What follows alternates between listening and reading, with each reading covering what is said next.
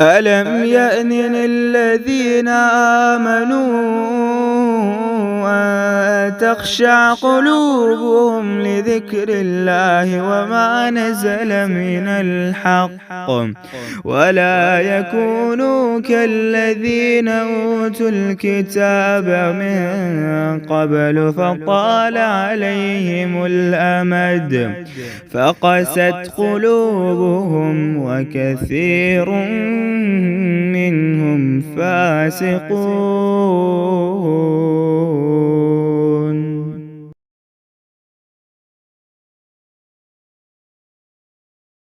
क़द समय अल्लाहु, ज़रा सा सोचिए इस लफ्ज़ को। क़द समय अल्लाहु, बेशक सुन ली अल्लाह ने। किसकी सुनी? ये तो अभी जब सूरत शुरू होगी तो तब हम देखेंगे। लेकिन बात यह है कि अल्लाह सुब्हान ताला सबका रब है। औरतों का भी रब है तो मर्दों का भी रब है। और इस पारे के अंदर हिदायत के तालिब के लिए एक पैगाम है कि जब तुम अल्लाह ताला पे नज़रें लगाओगे तो अल्लाह तुम्हें कभी मायूस नहीं करेगा।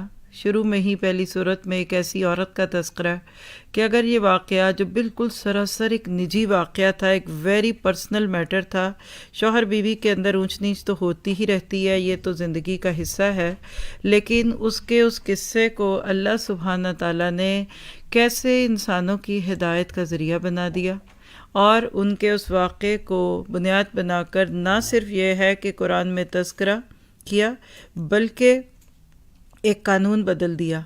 तो बात यह है कि जब बंदा सच्चा अल्लाह के साथ हो जाता है ना, तो अल्लाह सुब्हाना ताला उसके साथ फिर बहुत अनयूजुअल मामलात करते हैं।